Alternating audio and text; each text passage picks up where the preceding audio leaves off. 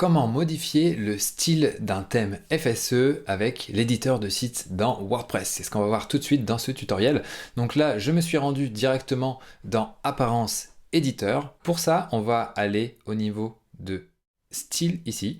Et donc là, on va pouvoir choisir les styles disponibles. Donc là, il y en a un petit peu plus que dans le thème par défaut, tout simplement parce qu'avec VP Marmite Start, eh bien, on ajoute un certain nombre de styles prédéfinis, même des polices qu'on va pouvoir modifier. Mais normalement, sur le thème par défaut, on a juste ces 7 styles-là. Donc vous voyez, on peut faire des choses vraiment intéressantes en cliquant dessus, tout simplement. On change littéralement l'apparence du site avec un ensemble de styles qui s'appliquent lorsque l'on clique.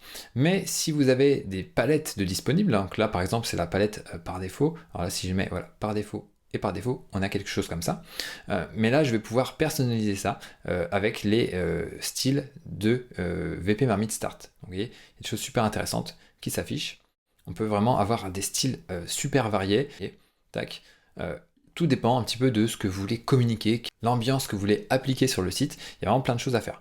Et en plus, au niveau des typographies, eh bien, on peut changer les polices. Vous voyez, donc là, il y a des choses un petit peu éclectiques. C'est pas forcément super stylé, mais ça peut convenir à certains projets. Après, il est possible d'aller un petit peu plus loin si vous voulez vraiment modifier et personnaliser pleinement les styles de votre site. Donc là, vous cliquez sur modifier les styles ici.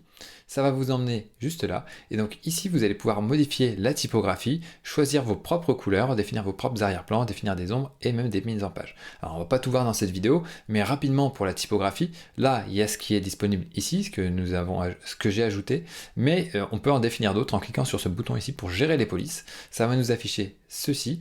On clique ici sur installer des polices et là on a toutes les polices Google de disponibles. Railway ici, hop, je peux l'installer si je le souhaite. Hop. Et donc là, je vais les installer et je vais pouvoir appliquer ça, par exemple, sur les titres de mon thème. Donc là, je vais aller ici, je retourne au niveau de typographie. Je vais choisir un petit peu sur les textes, les titres. Je vais mettre, au lieu de Cardo, je vais mettre Railway que je viens d'installer.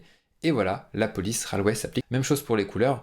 Donc là, je pourrais personnaliser les couleurs ici, par exemple, donc soit de ma palette ici, donc que je peux modifier directement. Donc là, on retrouve les autres palettes aussi, mais on peut aussi le faire directement ici et dire que pour mes titres, je veux qu'ils utilisent une autre couleur de ma palette, ou alors carrément définir une couleur ici directement. Donc là, ça va forcément être moche, mais vous voyez, c'est possible. Donc quand on sait ce qu'on veut faire, quand on a une palette de couleurs déjà disponible, on peut l'appliquer directement sur un thème FSE. Et après, bien sûr, vous enregistrez et tout s'appliquera sur l'interface publique. Donc voilà, vous en savez désormais plus sur la personnalisation des styles d'un thème basé sur des blocs dans Gutenberg. Maintenant, c'est à vous de jouer.